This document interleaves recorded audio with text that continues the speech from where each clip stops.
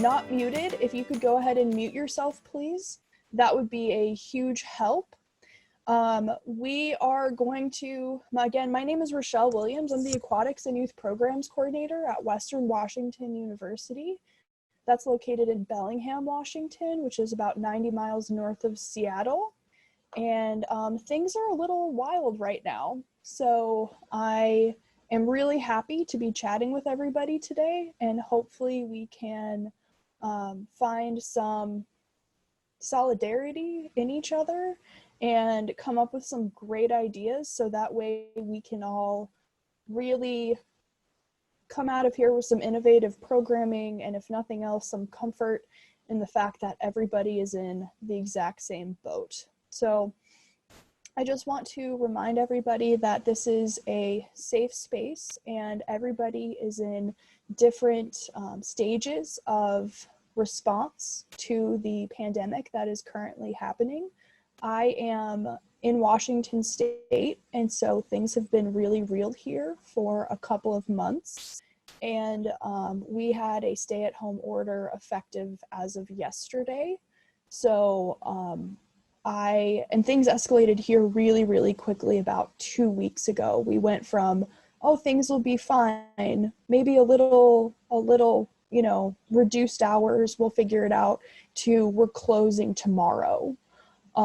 So that has been a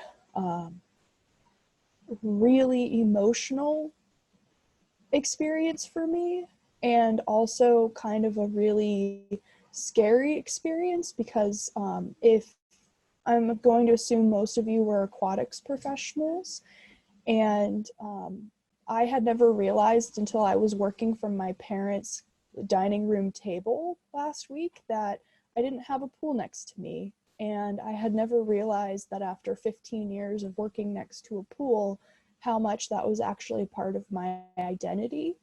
And so I'm now trying to pivot and find my new purpose, or my continued purpose, in serving students, just in a different capacity. This is being recorded, and also everything that goes into the chat will be saved. And NIRSA has been turning these around really quickly, so more than likely this will be posted tomorrow or the next day. So if folks want to open up the chat feature, it would be really great to hear from people verbally based off of your experiences as we go through this. And then also in the chat, if you have any questions or anything you would like for me to try to address while we are going through this, please send them in the chat, and you can either do it to everybody or privately to me, and I will try to stay on top of that. So we'll go ahead and get started with, how's everyone doing as far as, like, is everyone's rec centers closed right now? Or do we have anybody, I'm seeing shaking of heads, yes. Do we have anybody that still has a rec center that is open? I'm not seeing, okay. And then,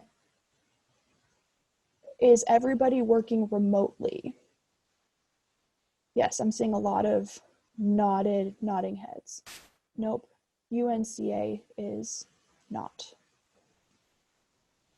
Okay, so I see mostly working from home or working remotely, mostly closed, a couple that are in combinations. And I think, like, obviously I'm not a medical professional, but if you have the option to work from home, it is prudent for you to be at home and stay safe. Has anybody had any challenges with working from home? Does anybody, and you're also more than welcome to unmute yourself and hop on if you've had any experiences that you would like to share. Has anyone had any challenges with kind of transitioning to working from home? Yeah, I had a quick question kind of along the lines of, like, facility management. Like, what are people doing as far as, like, water quality stuff? Are you still, like, having somebody check water? Are you just not caring? Have you drained pools? Like, what's that kind of looking like since you're working remotely? Yeah, and I can talk about that on my end. We have a mechanical tech that is deemed an essential part of the university. So he is going in and he is still working every day, and he's the only one that is in our building for the foreseeable future. It looks like people are winterizing their pools, draining, still monitoring. Nick, what we're doing is all of our pro staff are going in at least once a day to do building checks.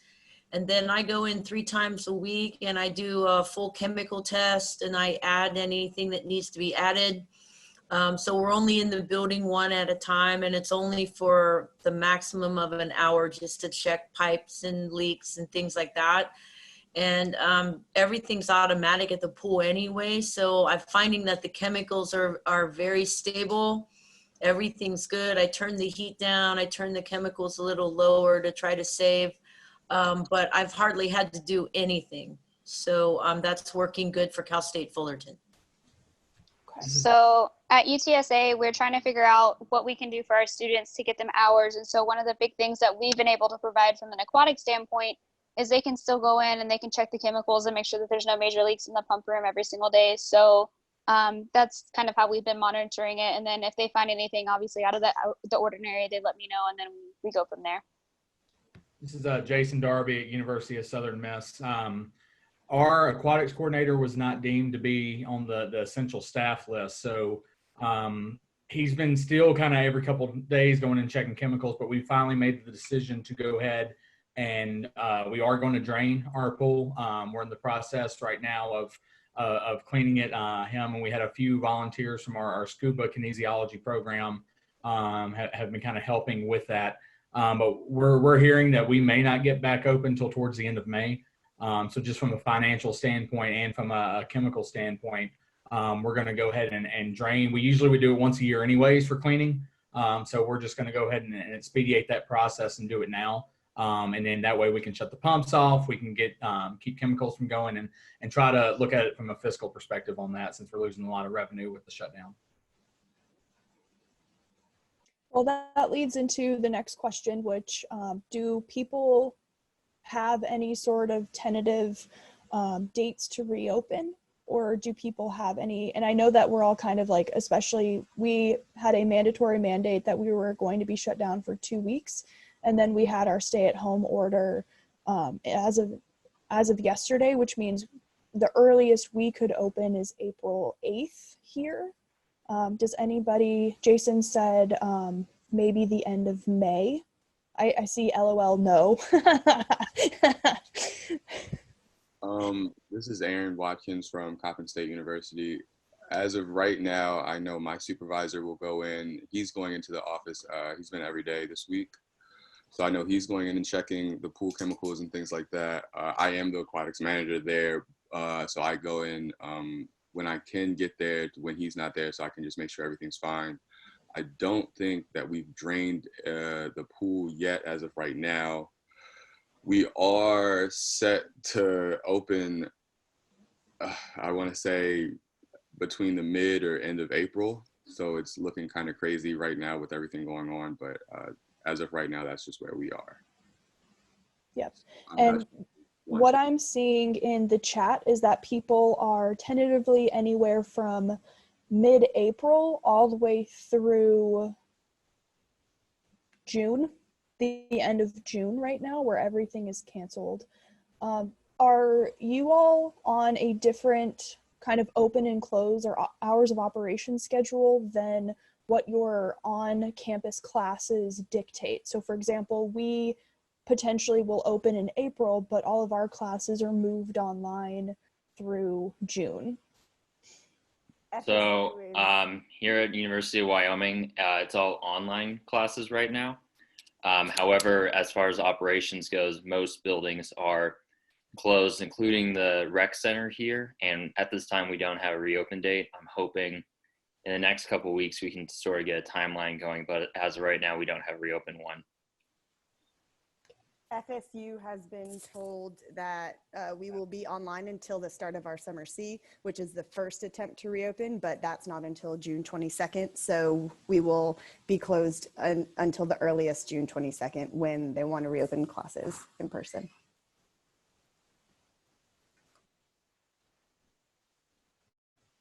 Wow. And I'm seeing, yeah, and I'm seeing in the chat that there's also that variation between your buildings being able to operate independently from class schedules, and then also people not being able to open until their classes open as well. Can I add something real quick into this? This is Lisa from University of Central Florida. We have been given mandate that our summer semester will be online through at least end of June, if not the full summer session. That's a very robust session for us. I don't know about every university, but we have a lot of students that take classes over the summer and live on campus as well. So that's a big message that the university was sending to have students off campus. And so to your point about not following the school calendar or not being on the same schedule as that, we're currently looking at, do we encourage student employees to work if we reopen, or how can we navigate the expectations of students based on the university's message and ours, because we obviously want to open as soon as we can, but align with what the university has been saying. Yep. No, that's a really valid point. And we will definitely transition right into that in just one moment. Something that I think is really interesting to try to think about right now is maybe if we're able to share what we are all actually working on from home, because I know for me, until a couple weeks ago, as an aquatics professional, I was like, I am a higher ed professional, I am a campus rec professional, and yes, I am an aquatics professional, but my student staff is my first priority, and then everything else is my next priority. I love the pool, I love the programming, but as we have now shifted and my students are not here with me, I've been trying to get a little creative and doing a lot of front end planning on stuff that I'm working on. And also I don't necessarily have to defend my job yet, but I need to make sure that I'm doing enough to actually have my 40 hours of work a week. So what are some things that people are working on from home as they are in aquatics and or your other duties? I would say for me, at least right now, I'm working on like engagement topics to try to keep people engaged as best as possible, as best as possible via like Instagram or Twitter. You know, I'm trying to work on some things for the summer program and with different ways to get students engaged whenever we do open up campus again. It's just been, I guess, hard to try to, I guess, plan around the whole pandemic and the virus thing, because we don't necessarily know when we will be opening. And you know, you guys are saying, some of you guys are saying June, which is still very shocking to me. Even it's still even shocking to me for when people say, when they tell me April or late April and stuff like that. So I'm just trying to keep everyone engaged because we also do a lot of swim lessons outside for the community too. So just trying to, you know, post things for the swim team kids, you know, try to get them to do some workouts from home, or like, oh, like, you know, make sure you guys are working on how to do backstroke the right way, or, you know, remember, like, this is how you guys do breaststroke. I just posted something today to like correctly do breaststroke. So it's trying to just keep everyone engaged as possible, even though no one's really checking for the Instagram as much as I would like them to. This is Kristen from University of North Texas. Right now we are currently in the process of creating in-services that can be done online through some videos, through some test questions, and getting creative with that to keep our staff engaged. Because right now we can find hours for them. Our student staff can still get paid, but we're working through the ins and outs of getting those videos made, and then as well as what that's going to look like, and as well as we're going through what we can do with the American Red Cross and getting all those updated compiled for all our LGIs and WSIs who may need to see any of the update changes. That's a big chunk of it right now. And then, but basically just trying to get our staff to stay consistent with their trainings as best as we can. Great. Hey fam, this is Kathryn. I'm at Loyola University Chicago right now. We unfortunately are not able to pay our students to remotely work. We've talked about ideas, we wanted to. Chicago also has sick pay in effect, and we're not able to use that for our students. But one thing that we have been doing is setting up, we reached out to all of our students and said, hey, we're available for Skype chats. We normally do one-on-ones at the end of the school year to sit and talk with our students, review the year, plan for the coming years. So we've reached out to all of our students and said, hey, I'm available for a 30-minute Skype chat if you want. And we can do something productive like going over your resume or cover letter or, you know, a mock interview, or we can just sit and chat because that's part of well-being. Check in and see how things are going with your transition to being online only, to your transition to being stuck at home with, you know, family that you don't spend a ton of time with. So those have actually been fairly popular with our students. I've been looking at LinkedIn Learning. I'm not sure if everyone's familiar with that. It's like a online professional development resource through LinkedIn, usually just for professional staff, but I'm really hoping that we can get it available for student staff because there's some courses that I believe are useful there, such as working on communication or collaborating with teammates, as well as preparing for next steps after they graduate. So that's something I've been looking on for the last couple of days. At VCU, we were trying to make virtual aquatics resources. So we made games parents could play with their kids in the bathtub, which is away from the lifeguarding aspect of it and more towards the programming aspect of it. But my boss has kids, and so we filmed her like playing games with her kids in our pool, so parents could have a resource for something to do to entertain them. That's to do with water. So one of the things that I've been doing a lot of lately is the various webinars from ACPA, and then I found out earlier today on Coursera, Yale's offering their psychology of well-being, or the science of well-being class for free for people. You do have to audit rather than take the certificate, but there's also University of Penn's doing a grit theory, positivity psychology course on Coursera for free.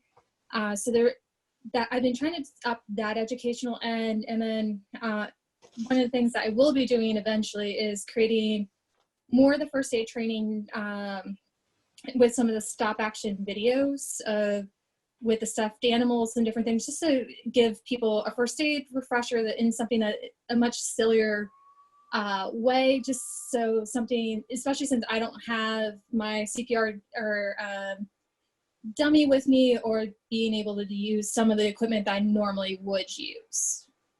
Yeah. Well, and also something, I was going to announce this at the end, but so I'm in the West Coast, Pacific Northwest region of the Red Cross. I reached out to my rep, Tatiana, and she will be on the call next week for available for questions that are anything certification related. As far as I think it would be a good opportunity to ask her about remote learning and blended learning and all of that sort of stuff. So think about any questions that you might have for her. And then she also is able to reroute you to your Red Cross reps if she's not able to answer your questions for your area specifically. So something else that I think, so everyone's putting some really good content in the side of the chat, which again will be available for everyone to view probably tomorrow or the next day. I've seen a lot of people that are posting that they're working on leadership trainings, online personal and professional development series. This is a good time to review your Aquatics employee manual, which I know is always super tedious. So that's always fun. It also is a good time to maybe audit your EAPs and make sure that everything looks good. And also, I'm going to take this time to plan all of my in-service trainings, because I have a huge list of skills that I think need to be checked off the list every year, and then I will go through and create plans and then figure out how I can do them either remotely or when we all come back. Does anybody else have anything that they would like to add as far as what you're working on from home? Hi, my name is Jennifer Cobarrubias. I'm from Stanford University. And basically what my aquatics coordinator and I did was compile all the things that were on our to-do list. So we all have those little sticky notes or those pieces of paper like, oh, we don't have time for this. So like that will, you know, when we get off the lifeguard stand, we'll be able to do this one day. And so Natalie actually posted in the chat, she's doing the manual right now and redoing the lifeguard and swim instructor manual. And then all those little tasks. So any like documents or anything that need updated and just uniforming those, that's what we're kind of doing right now. All those tasks that we can't really do when we're on the lifeguard stand, basic expectations, job descriptions, updating those. So that's what we're doing right now. We can't pay most of our staff. We are allowed to pay a few of our staff. So we have to do harassment prevention online training and bloodborne pathogens training for Stanford employees. So anyone that has expired or has not finished theirs, if they were just hired on, is allowed to do those from home. And then someone said one-on-one meetings. We were finishing our quarterly one-on-one meetings. So there's a few that we're gonna finish via Zoom that they'll be paid for. And then we just got the okay to have our staff make like swim sets or dry land workouts. So we're posting those, and we're doing Stanford University motivation, movement motivation. So we're posting all of that stuff. So some of the students are helping. We'll be able to help with dry land workouts and any other swim workouts when we open back up. Awesome, that's great. Thank you so much, Jennifer. So that kind of circles back to, and I am that circle back person. I'm sure everyone's been seeing the funny gifs of like what you find out about your spouse or significant other when you work from home. I circle back. So so a lot of us are in that spot where if our building opens up before classes open up, what obligation do our students have to come back and work for us? I know I personally told everybody, your health is my first priority. And if you have the option to go home and stay home, and that's what you want to do, I fully support you in doing that. You just have to communicate with me and you will have a job when you come back, when you're comfortable. Is there anybody else that has had any different directives from your university as far as when you're allowed to have students come back on campus and work? This is Joey from Arizona State. We are kind of in the same situation as you, Richelle, where we're highly encouraging. Well, so first of all, we're highly encouraging students to leave town and go home and be with family instead of sticking around, because there isn't that many hours that we can provide them. The most we can do is a couple hours vacuuming the pool each week. Yeah, basically what we've done is we've asked, or we've said, you know, all of our lifeguards can have their jobs back when they come back in fall, assuming their certifications are still valid, all of that stuff. Obviously, we're going to offer review courses as we open, as soon as we know we're going to open. Right now it's a tentative for mid-May, but we have no idea what's going to happen in the next couple months. So we're kind of planning for mid-May, but it's still kind of up in the air for us. Yeah, and Max Miller from Swarthmore College made a good point, saying that if your students are coming back to work, you need to make sure that they have a place to stay, whether that be on or off campus. And I know that a lot of schools have moved to terminate people living on campus. So our dorms are staying open for people who need to live here, but everyone else, they are encouraging to go home. And then also Bob pointed out making sure that everyone knows about the 90-day extension that Red Cross has put out for all certifications. So that's something really important to keep in mind. They've extended your certification expiration date by 90 days because they're hoping that by then we'll be able to run all of our recertification programs. And then I've heard a couple people say that they are allowed to pay their students remotely. We are not able to pay our students remotely as of now. I'm trying to justify having our marketing assistants working because I am not a graphic designer. That's why I hire people with those skills. So no one wants to see the trash I create for Instagram. That's why we have real people do it. So yeah, so it's stuff like that, just knowing what your capacity is. And yeah, so thanks, Max. And for anybody that is in the situation where you are now creating your own Instagram content, Canva is God's gift to earth. And that is a really good resource to create decent looking visuals if you don't have any graphic design background. Okay, has anybody's interview process changed? So are people trying to hire potentially for summer already, or hiring for when you come back in spring maybe? Like, has anybody started to look at Taylor is not allowed to hire? Yeah, I've started to kind of look at what I potentially could do, and it looks like most people are on hiring freezes right now. Everybody. Oh, wow. Everything will be Michelle, actually, this is Beth from the University of Guelph in Ontario. We are permitted to continue with the interview process, provided they're not in person, so we can do them over Zoom or Skype or whatever. We are not allowed to send any offer letters for employment, even for our spring and summer staff. So we can take the stages to do the interviews, review resumes, but we're held at the point from HR currently about offering letters, whether or not it has a start or end date on it, regardless.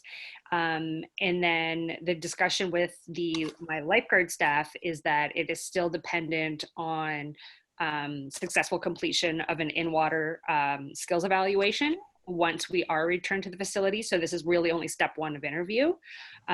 We are going ahead with all of our summer camp staff interviews currently as well. That's the second part of my portfolio, is all of our active kids programs. So we've already hired our summer camp directors. So they're helping sit on with some of those Zoom meetings for our summer camp staff. And again, not knowing start dates, how we're gonna run camps, or what our pools are gonna look like. We're saying, you know, we like you, but we can't put anything in writing currently. Hi, Autumn for University of Cincinnati. So we are looking to do a online job fair. We usually hold a big one at the end of like March, April. So we're gonna try and at least get some interviews there. We do require background checks with the state of Ohio since they're working with minors.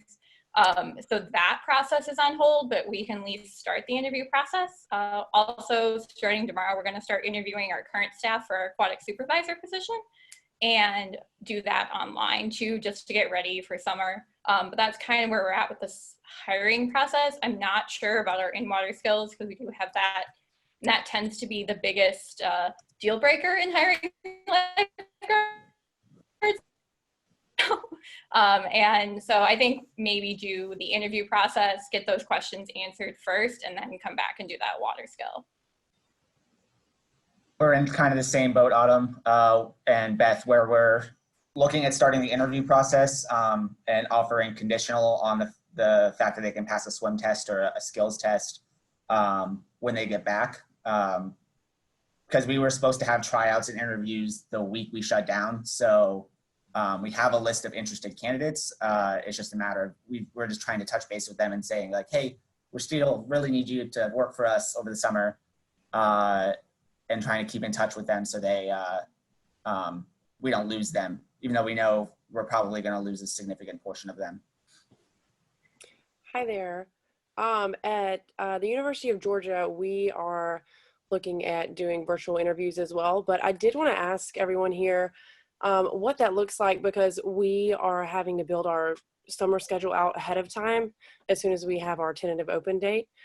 What are y'all doing for building out the schedule, because the biggest hurdle we're looking at is having guards that we hire and then tentatively offer them the job position, but then we also have a huge dive well that they have to be able to, you know, get the break at the bottom.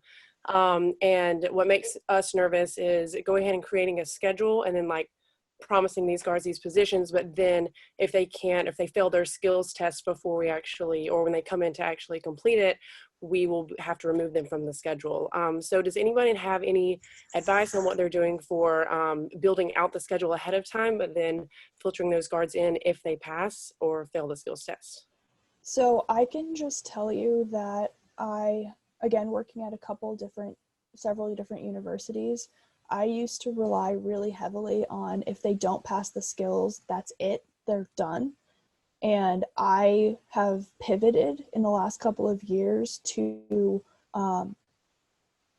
having some weight with how good their skills are and their skill competency, but also giving people a chance to be like, your skills were not where I need them to be, but your character is where I need it to be. And you have the personality to fit our culture. And offering remedial skills sessions, because you can teach skills, but you can't teach character. And so that, I feel like that'll be really important going into summer, where we need people, we just need bodies. We need bodies with certifications, but we need them to be safe. So that might be like shifting your mindset just a little bit to be like, it'll be okay, but you might have to put more work in. I'm going to kind of follow up on that. So I'm also from the University of Georgia. I work with Brooke. I think where our big concern is that we don't have a typical rec center pool. We have a competitive diving well and a competitive 50-meter pool. Our diving well goes to 17 feet deep, and some people just like physically don't have the capability of going down there. Whenever I first started working at Georgia, I found out that we had multiple people on staff who physically couldn't go down that far because their eardrums would burst, and we unfortunately had to let them go. Yeah. But I think our big concern is if we do wind up getting these new hires in and their skills are adequate or almost there, if they still can't go to the bottom of the diving well to potentially perform a rescue, that's where our big concern is, because we are a multi-use facility. We have so many people coming in. So how do we balance that with also the needs of filling the schedule, I think is where the main concern for us is. Agreed, Paige.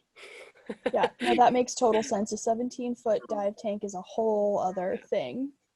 Yeah, I was going to ask if anyone else. This is Katie at the University of Minnesota. We are in the same boat with the 17-foot diving well, and we will make a lot of exceptions in other areas.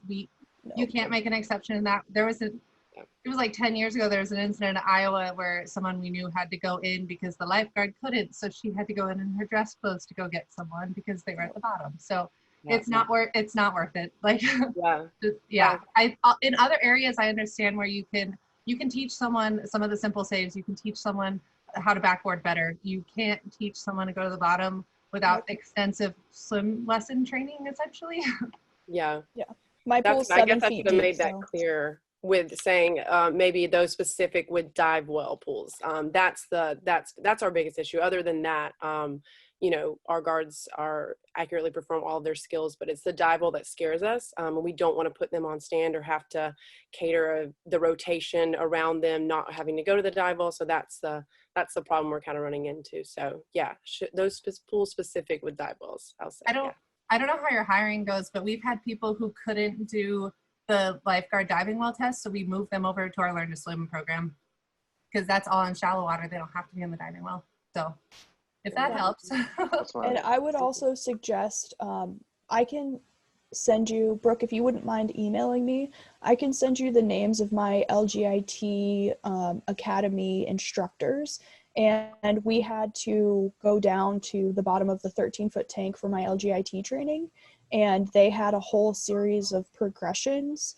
And there was one person who it took a while for her to be able to get down to the bottom, but they had like a series of progressions to help them or help all of us get down to the bottom. So maybe having maybe that could help with like that training aspect for people who are struggling. And also, like, struggling is different from like not having the physical capacity to do your job.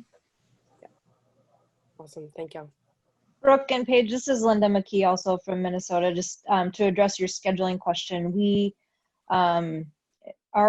right now we are super fortunate that the University of Minnesota is paying student staff. We're allowed to pay them their average hourly wage through the end of our semester. So even though we have a handful who are staying on campus, but most of our students are not returning since we are online the rest of the school year. We're confident that we'll have a lot of those students who will stay with us because we are being able to pay them. Crossing our fingers, will be reopened in June.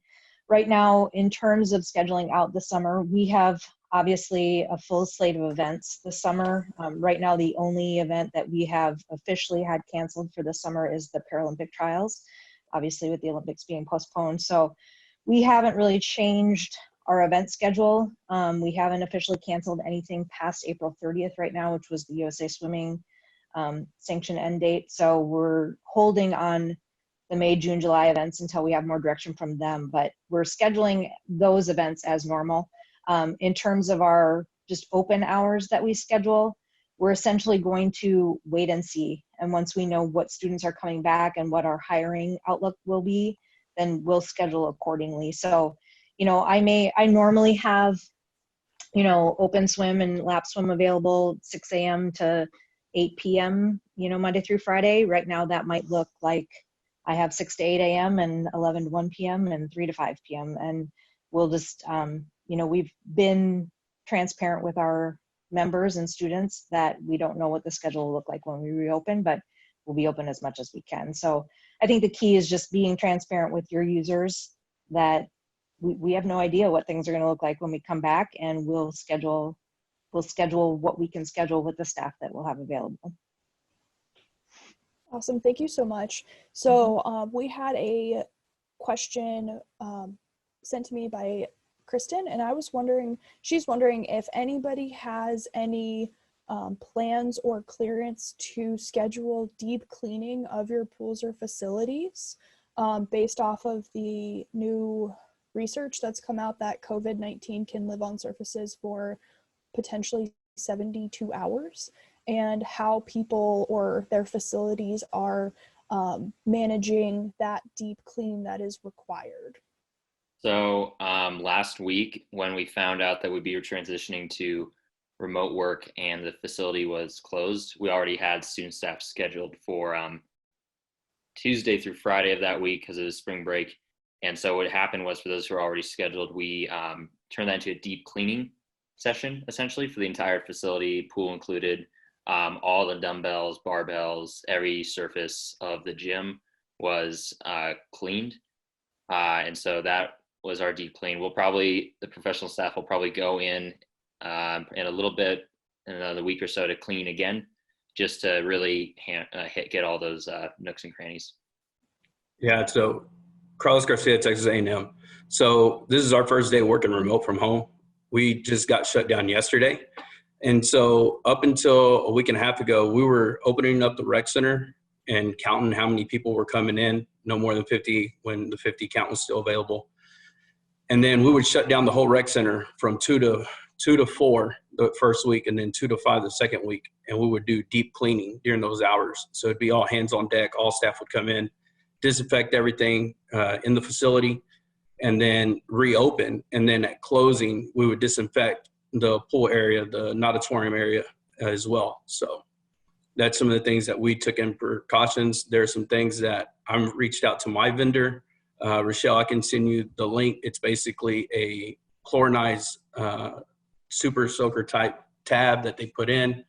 They attach it to any water hose, you spray it off. Within 2 minutes, it kills off anything from parvo to just anything and everything that's disease-like. So that's one of the things that people are going into the industry of in that direction. Carlos, that would be great. And if you have it, if you wouldn't mind putting it in the chat for everyone as well, that would be a huge help. All right, you got it. Thank you. I can tell you from our end, we have an in-house custodial staff, which is a blessing. and they are classified staff, so they're the ones that are actually deep cleaning everything with guidelines from our environmental health and safety. And we're actually not allowed in the building to do any of the cleaning because they think it would be a hazard. And we're also not legally allowed to take hours from them right now. Has anybody else, it looks like a lot of people are having either students doing cleaning or having a lot of their full-time custodial staff doing their cleaning as well. Yeah, that's awesome. Yeah, it's so great to have a full-time custodial staff. They're absolutely wonderful. Wow, that's interesting that your custodial isn't considered essential. Katie. Yeah, wow. they just announced that today. We have people maintaining equipment, and they're doing all sorts of facility projects that they don't get to do very often because we rarely shut down like this. So lots of retiling, lots, those random odd projects that get ignored. But we're just still fighting the custodial battle. Wow.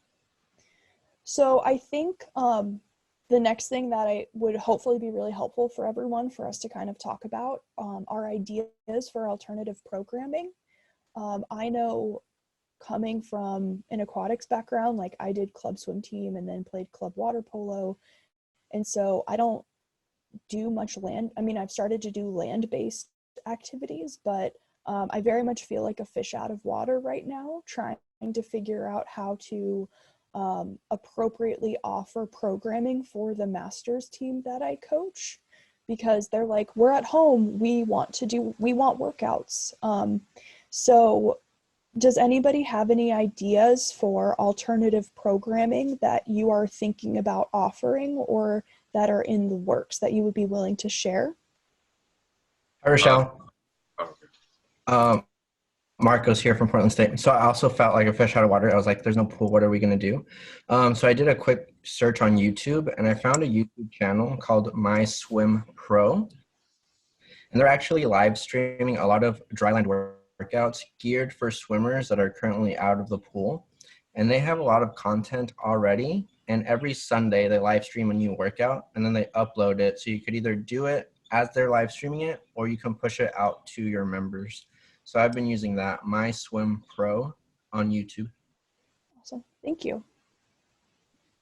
Sometime I've been thinking about doing this. I haven't done it yet. I do a lot of photography and videography outside of my job, but I've been thinking about recording dryland workouts for the younger kids or the senior kids to do while they're at home, so that they're just not sitting around and doing nothing at all, so they don't get lazy, or so their muscles don't get used to the break that they've had for so long and not swimming. Because I know a lot of our kids are definitely, like you said, a fish out of water right now, and they don't necessarily know how to take it, and they don't really know what the next step is going to be, since we're all trying to really figure out what we want to do next.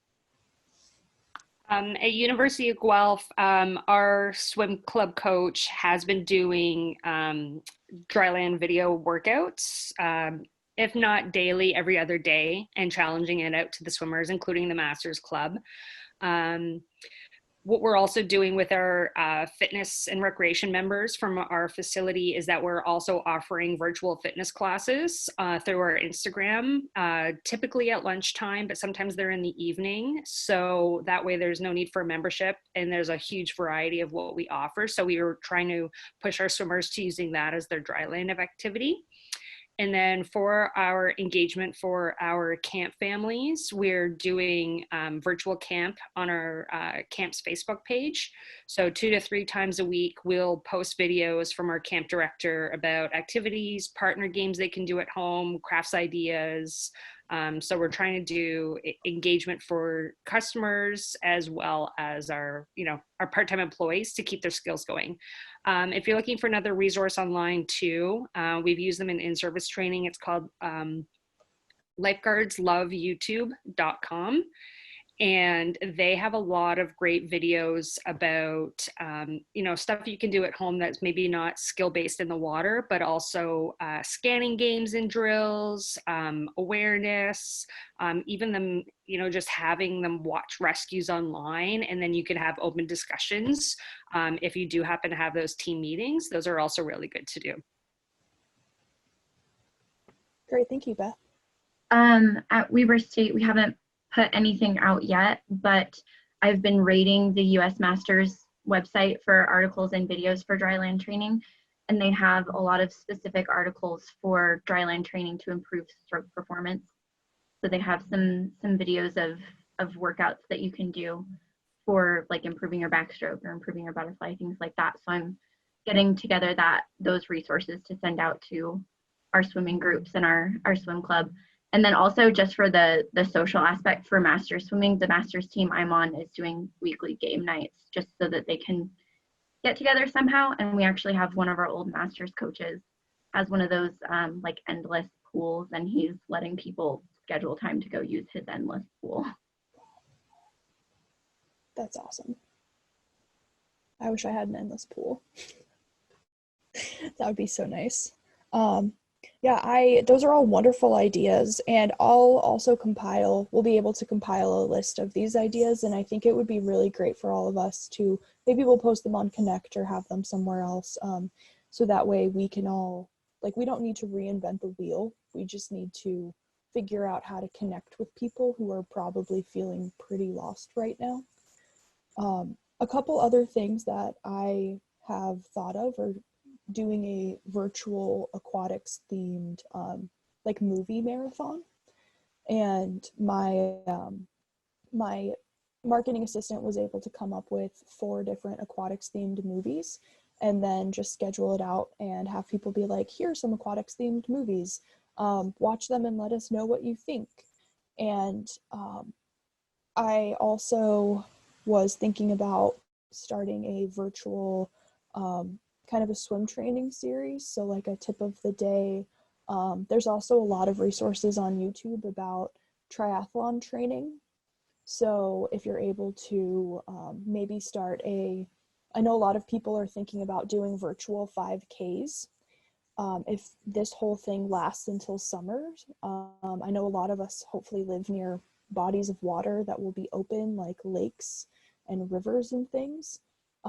It might be worth doing some sort of training for a virtual swim once it is warm enough to get into some alternative bodies of water. So I think this will be a really good time for all of us to look at what land folks are doing, traditionally like land people, and figure out how we can best modify that for the group that we serve. Does anybody have any other ideas for alternative programming that you're thinking about doing? At FSU, we have our group fitness is like blowing up with the virtual, but for us, we're looking more of like health and safety. And I've been asked if I could run like a hands-only CPR, like Zoom or stuff to send out to the staff, or not just to the FSU community. But my question is that if we are doing like classes like that online, are we allowed to do that with like, because it is Red Cross content and things like that? So that's what I've been kind of hesitant to say, what like little first aid snippets I could put together and stuff, if we're allowed to like send out information like that from the Red Cross. If anyone has any knows information about that. So Tatiana will have that answer for us. So I can add that to my list, because I have a list of certification, because like for me, I'm trying to figure out what classes I can lecture virtually and then schedule in-person skills stuff with. And I want to make sure, just like you, Lizzie, that I'm not going to lose my certifications for doing that. Hey, this is Sarah from A&M Commerce. I did talk to our Red Cross rep, Jeremy Post, about that. And for the videos that you can get on Instructor's Corner, he said that you can get to them and your staff can get to them without a login, and you can direct them to watch the video. And then you can create your own quiz if you want to do something like that for them to show that they watched it. But you can't upload the videos to another website or anything like that. They can access them for free through the candidates page. And so that's what we're going to do. I've sent them the links of how to get to the videos. And then I created quizzes on my own using like Google Quiz to where then they can submit those and then they will get paid for them. For lifeguarding, we're also going to do the blended learning link. I talked to Jeremy about an hour ago about that as well. And so I'll send them that 7-hour blended learning lifeguard link. And then once they send me that completion, they will get 7 hours paid for that. So there are ways to use those videos. We just have to make sure they're accessing them through the Red Cross portal. That's what I was thinking of with blended learning. I have a couple staff who is planning a recertification class in the next month, but then all this stuff happened. So I'm trying to think of ways to make sure I have staff that are fully certified when they come back. And I know thank you for the Red Cross 90-day extension. That was good to know. But what I was thinking of doing was sending out the blended learning class. And then when we come back, do the in-person skills there. And I don't use blended learning all that much. So if anyone with more experience could let me know if that'd be a good option or. It's magical. Do it. It is so wonderful nobody wants to listen to me talk for 4 days. So, I don't want to talk for 4 days. No, it's so painful. Yeah. So if you're able to, cause like you also have to have a group of people that will actively do the blended learning. And I like the online, like I love the new learning center because you can actually see if they've started it and then you can heckle them and be like, hey, I've screenshotted and I can see that you haven't even started this link. Here's the deadline. You need to complete this by this time. And then it's easy for you to track if they've completed the online portion. Okay. Thank you. Adam, my only kind of recommendation to you would be to be cautious of how soon you send out the blended learning material, because what I've seen from my own experience in teaching through the blended learning style is if people complete the online portion too soon before meeting in person, they haven't retained any of the information. So you're essentially having to do all of the lecture stuff in person in a much shorter amount of time when you really should just be reviewing. Mm-hmm. So really figure out when y'all plan on reopening and getting that staff back in, and then wait to send it out. That way. I wasn't, right now I don't have a timeline of when we're reopening. As soon as I get like a confirmed date, that was the closest I would consider to sending that out. Luckily, here at University of Wyoming, one thing I can do is we have a free, through the University of Bloodborne Pathogen online only training. So I think I'm going to use that to send out to staff. I mean, it's only worth 30 minutes, but it's better than nothing. And we have some staff that needs to get recertified. I really wish the Red Cross BBP would last longer than a year for certifications, but. Yeah. Here at Portland State, Marcos, I attended a mock hands-only CPR refresher on a Zoom call earlier this week. And what the instructor did is he pulled up the videos on his computer and then he used the Zoom share screen option and the videos worked perfectly. We were able to watch along with the instructor and he was able to pause and talk about it. So we did kind of like a little refresher. He made the disclaimer that this is not certifying anybody. It's just for review purposes. So I was going to ask about that because you have to have the mannequins for the full. You also have to have the physical materials, but you're just using this as like a refresher then, Marcos? Yes, we were just using it to review skills and refresh people that are already certified. Okay, I like that idea. Thanks.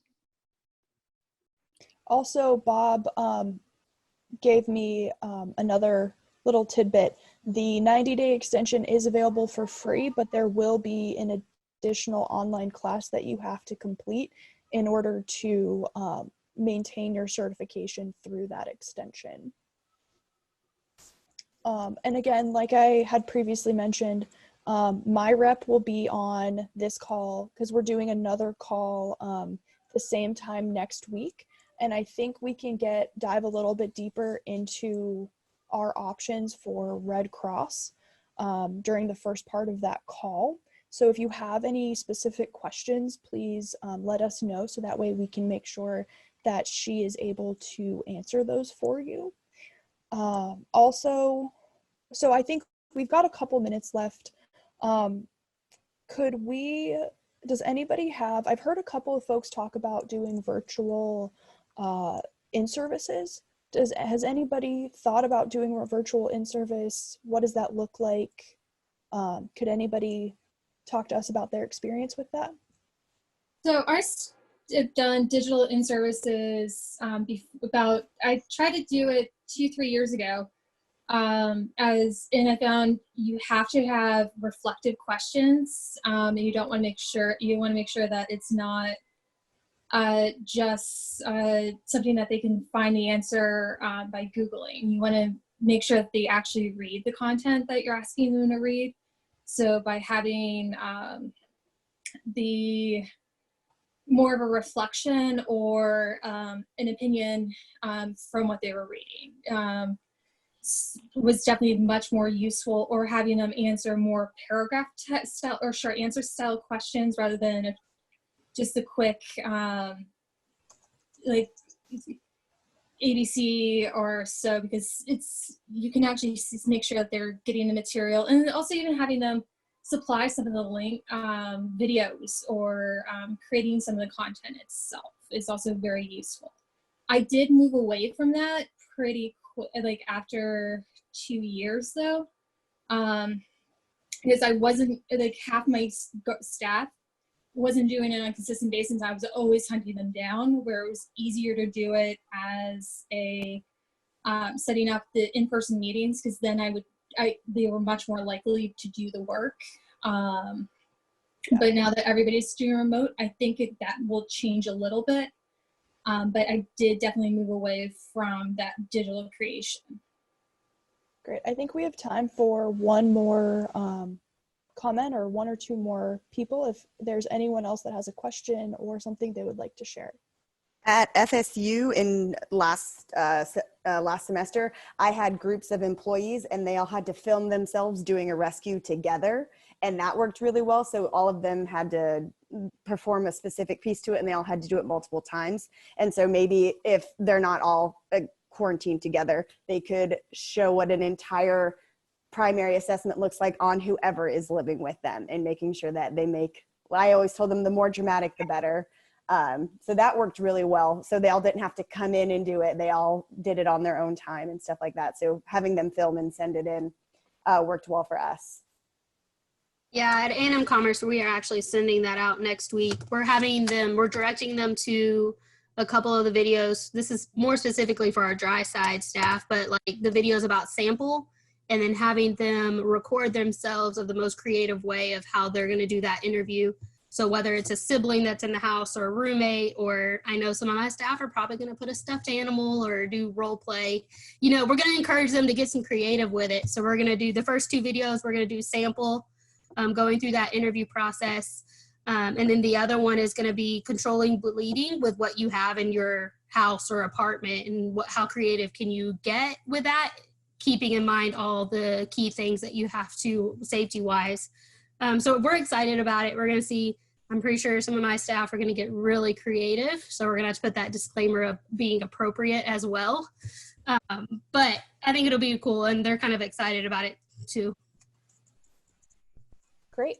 Well, thank you so much, everybody, for being here today and sharing. Again, yeah, you have one more? Richelle, sorry. Yeah. Lizzie Milkus from FSU and I have been working together to create a Microsoft Teams account that came from some conversations between those of us who are involved with the Association of Aquatics Professionals, which if you're not involved with that, you should be. And Lizzie can post a link to a Google form. If you're able to use Microsoft Teams and you're interested in having some further conversations around this stuff, we'd love to have you on that. I think it'd be a really good way to kind of continue the conversations from these meetings. Awesome. Thank you so much, Joey. I totally agree with that. And I know this has felt like we've had a lot of stuff that we've really very broadly covered. So I'm really excited that we've already scheduled another one. We'll have a follow-up meeting next week at the same time, 11 a.m. Pacific Standard Time. Some topics that we didn't get to that I had thought about were continuing to talk about those in-services, maybe exploring a little bit more into the fiscal impacts of what all of these closures are going to do and how we're going to handle them. And then also talking about exploring more how we can connect with our staff and with our patrons. And based off of the information that everyone has given us with the online stuff, maybe go a little bit more into the alternative programming. So if you have any other questions about how we can help or how any of us can support you, please tune in next week or email us individually. And yeah, well, hopefully I'll see everybody again next week. So thanks so much. We will do this. It'll be okay.